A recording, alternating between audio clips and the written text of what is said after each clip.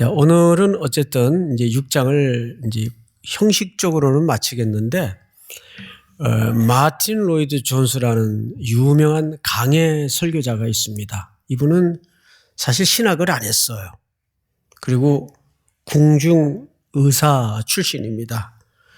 근데 성경을 깊이 독학을 하면서 공부를 하는 가운데 누구도 범접할 수 없는 아주 귀한 강해 설교자가 됐죠. 보통 설교자들이 주석을 참고하죠. 근데 이 책은 얼마나 유명한지 주석하는 분들이 이분의 강해집을 참고합니다. 거꾸로. 그래서 이번 대표적인 이제 책이 몇 권 있는데 로마서 강해가 대표적인 책이고, 두 번째 대표적인 책이 방불학의 에베소서 강해가 있습니다. 근데 6장 한 장만 강해를 하는데 이런 두께의 책이 한 권이에요. 그걸 우리는 지금 몇 주에 걸쳐서 지금 마치는 겁니다. 그러니까 좀 아쉬운 부분은 있는데 이제 목회 스케줄에 따라서 하다 보니까 너무 이제 그분은 단어 하나, 얹어진 문법 이런 것들을 촘촘히 설명하느라고 책이 이렇게 두꺼워요. 분량도 많고. 이제 그렇게는 할 수 없으니까 이제 오늘 10절서부터 오늘 마지막에 사도 바울이 성도들에게 어떤 권면으로 글을 맺는가 우리 좀 보도록 하십시다. 10절을 보실까요? 끝으로 너희가 주 안에서와 그 힘의 능력으로 강건하여지고, 그러니까 첫 번째 권면이 강건해져라 이렇게 권면으로 맞춰갑니다. 강건해져라. 자, 이 강건해지라는 말은 뭘 바탕으로 하지 않으면 불가능한 명령일까요? 힘입니다. 그렇죠? 그래서 성경에는 오늘 특별히 에베소서 6장에는 6장뿐만이 아니죠. 전체에 걸쳐서 권능, 능력, 힘 이런 표현들이 자주 등장을 합니다. 자, 그런데 여기서 말하는 그 힘은 인간적인 애씀이나 분투를 얘기하는 게 아니에요. 단서가 있죠, 앞에. 주 안에서와 그 힘의 능력으로 강건하여지고. 그러니까 여기서 강건해지라는 말은 내 힘을 연마하고 훈련하라는 뜻일까요? 어떤 다른 힘의 작용을 얘기할까요? 다른 힘의 작용을 얘기하는 거예요. 제가 종종 여러분들에게 설교하면서 물었던 질문 중에 하나가 뭐냐면, 결국 우리 인생을 탁 이렇게 걸음걸음 걸어가다 보면 마지막에 하나님께서 우리에게 이 질문으로 들이대요. 어떤 일에 대해서, 어떤 사안에 대해서. 너 이거 네 힘으로 할래? 내 힘으로 할까? 항상 마지막에 이 질문이에요. 결국은. 근데 이게 잘 안 돼요. 머리로는 주님 힘으로 살아야지.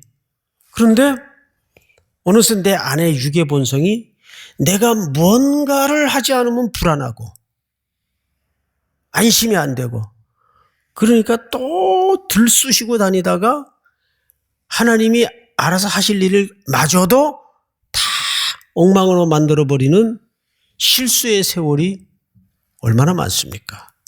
여러분, 우리는 내 힘으로 버덩거리고 살아가는 것 같지만 하나님이 주시는 힘으로 살 때 그게 완전한 겁니다.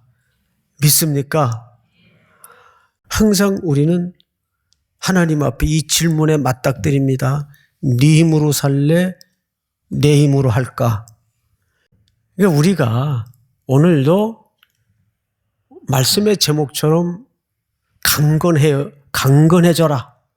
그런데 그 힘의 근원이 내게서 나오는 게 아니라 주 안에서 그 능력으로. 믿습니까? 우리 따라서 합니다. 네 힘으로 살래? 내 힘으로 살래? 누구 힘으로 살아야 될까요? 하나님의 힘으로. 믿습니까? 자, 그러면 왜 강건해지라고 첫 마디를 여는가? 이유를 알아야 되겠죠? 11절을 보세요. 11절. 마귀의 간계를 능히 대적하기 위하여 하나님의 전신갑주를 입으라. 마귀의 뭐예요? 간계. 자, 저를 보십시다. 이 마귀의 간계는 영적인 존재입니다.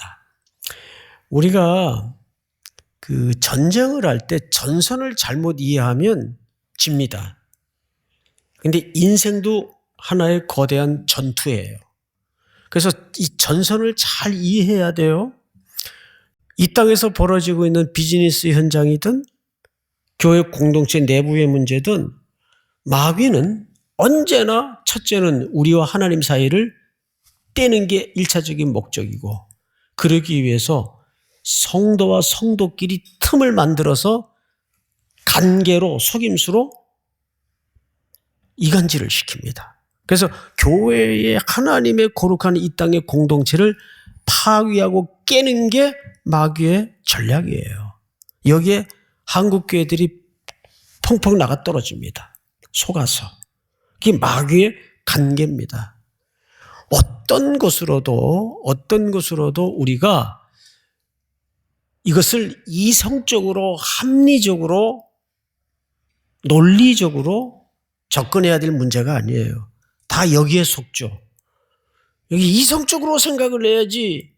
아니, 인간의 이성이 그렇게 대단합니까? 인간의 합리주의가 뭐 그렇게 인생의 해답이 돼요?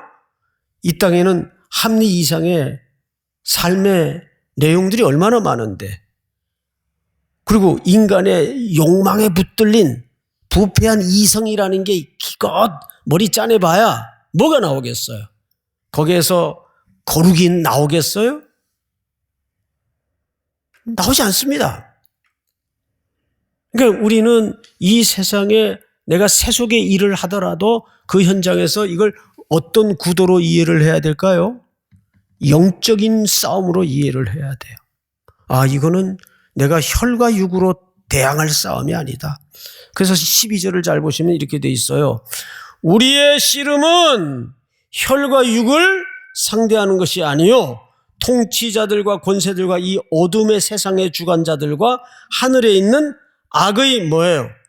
영들을 상대함이라. 이게 전선을 제대로 파악해야 된다는 얘기예요. 사울의 군대가 골리앗 앞에 사시나무 떨듯 벌벌 떨고 있었어요. 사울의 군대는 당시 이스라엘의 최고의 지도자였죠. 골리앗을 뭘로 이해했습니까? 크기와 세력과 규모로 이해를 했어요. 세상에 그런 합리적인 구도로 전쟁을 이해했습니다. 떨 수밖에 없죠. 그 골리앗 막강한 규모의 크기의 전쟁터에서 어떻게 안 떨어요? 떨 수밖에 없는 거예요. 이때 심부름 갔던 다윗이 늘 들에서 양떼를 지키며 사자와 공과 싸울 때 사용했던 일상의 물맷돌 5개를 들고 전쟁터로 갑니다. 그리고 사울은 다윗에게 중무장을 시키려고 갑옷도 입혀보고 칼도 채워봤는데 이게 오히려 너무너무 힘들고 부자연스러워서 벗어버리죠. 그리고 딱 물맷돌 5개를 들고 골리앗을 보니까 이거 완전 대박이에요. 정말 저렇게 맞추기 쉬운 규모는 없어요. 저건 뭐 눈 감고 던져도 아무 데나 맞겠더라고요. 근데 그게 중요한 게 아니라 다윗이 뭐라고 일가를 터뜨립니까? 이 할례 없는 백성이 하나님의 군대를, 누구의 군대요? 하나님의 군대를 모독하는도다.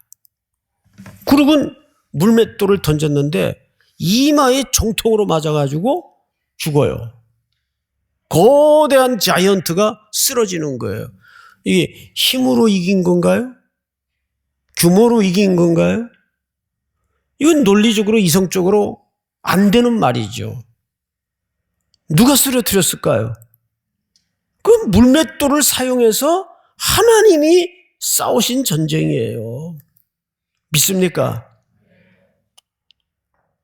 결국 우리 모든 삶의 문제 앞엔 두 가지 질문에 맞닥뜨리게 됩니다.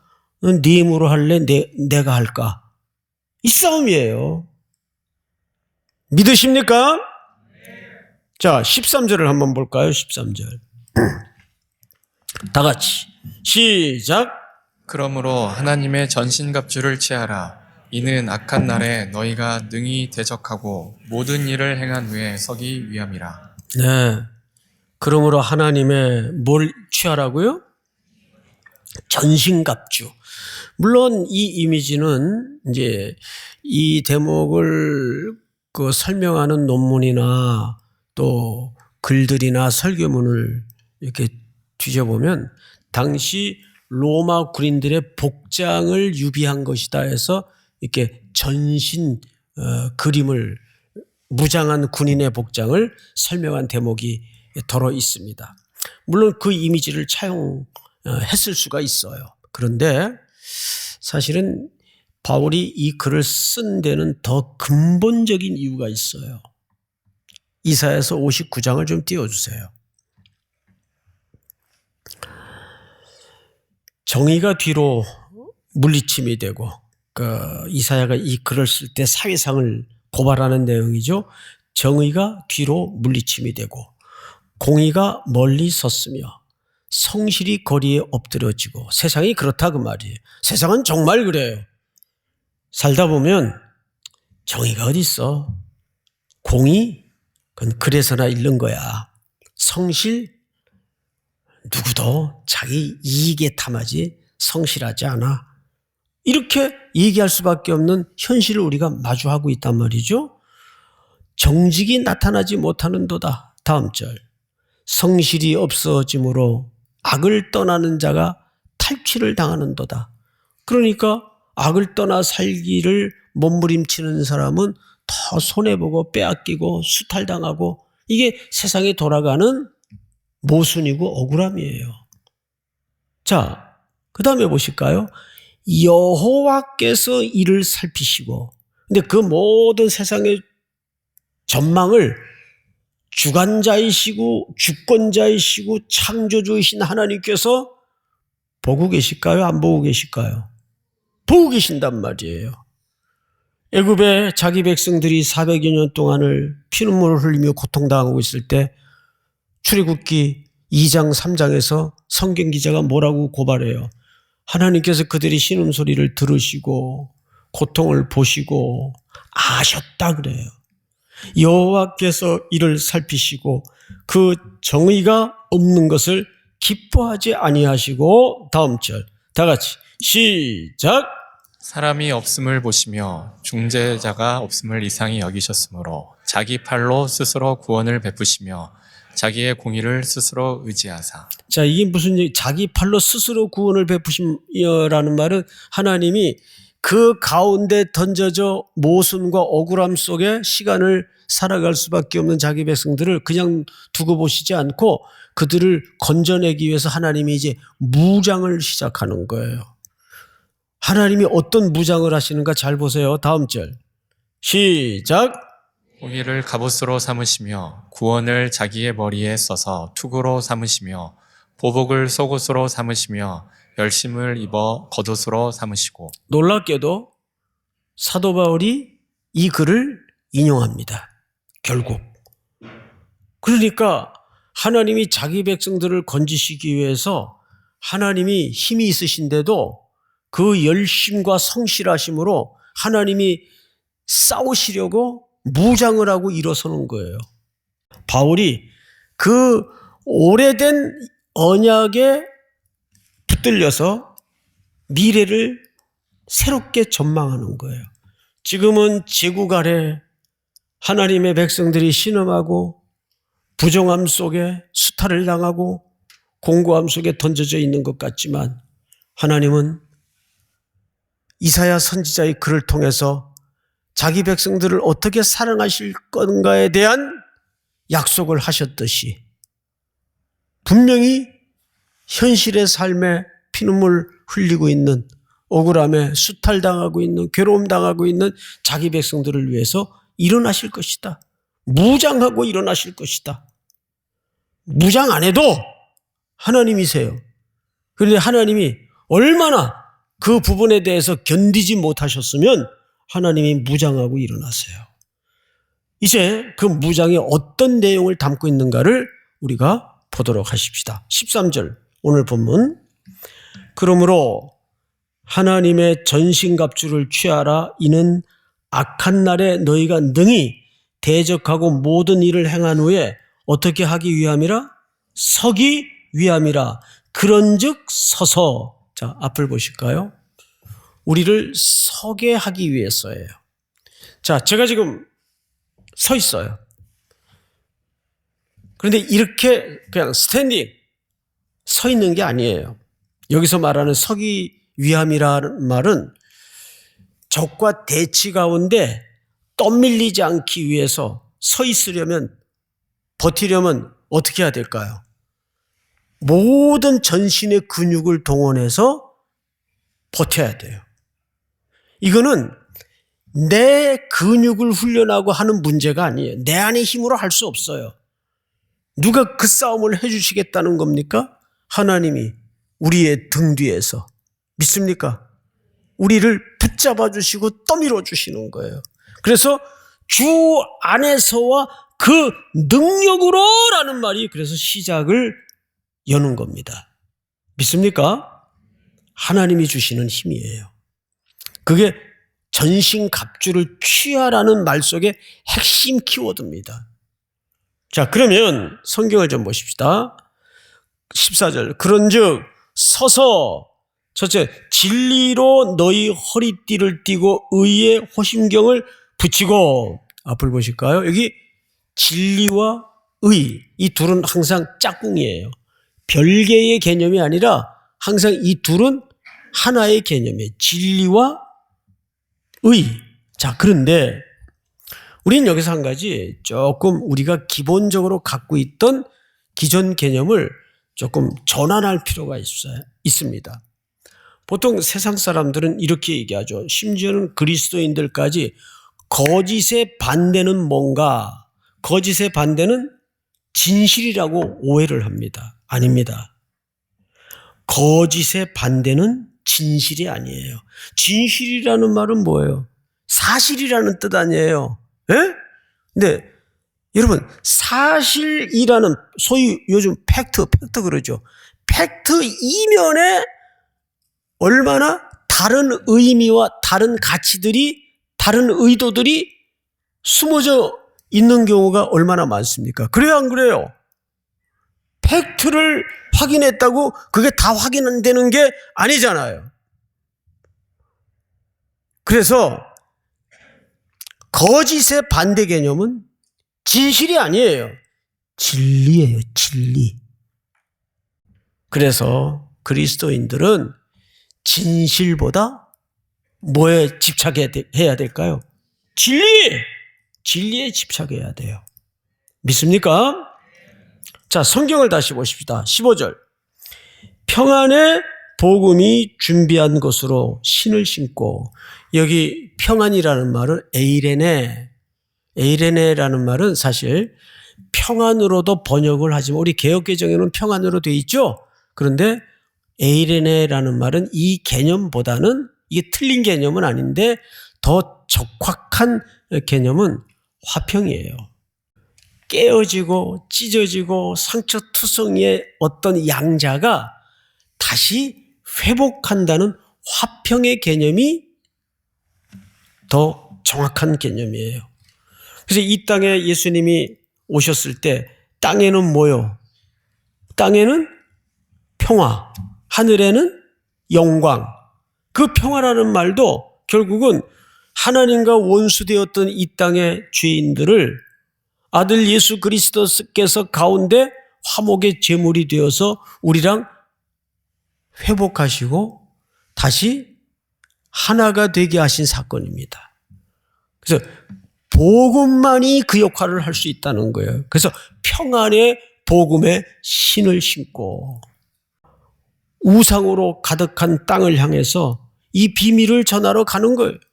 그래서 사도 바울이 마지막에 성도들에게 기도하라고 끝내요. 근데 그 기도의 내용 속에 이 복음의 비밀을 담대히 말할 수 있도록, 근데 지금 바울은 갇혀 있어요. 그런데 그 갇히고 그를 묶어둔 게 아무 힘을 못 써요. 묶여 있으면 묶여 있는 대로 복음을 전하고, 갇혀 있으면 갇혀 있는 대로 복음이 선포되고.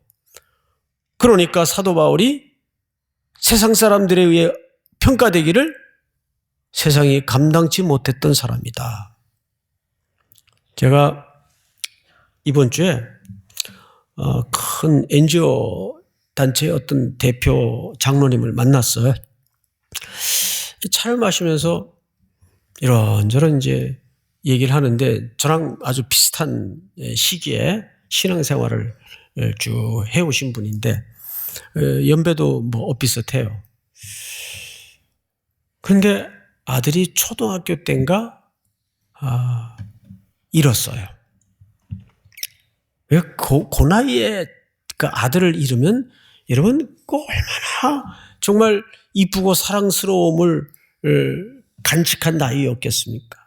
저도 이렇게 본당에 내려오다 보면 엄마들이 애기들 손잡고 낑낑거리면서 막 계단을 그냥 뒤뚱뒤뚱 하면서 올라오는 모습을 보면 미치겠어요. 이뻐서.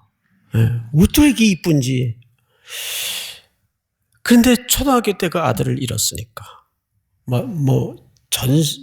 아들을 앞세운 슬픔은 그건 정말 사람의 언어로 위로가 안 돼요. 그래서 너무 큰 상실감에 한때 방황을 했답니다.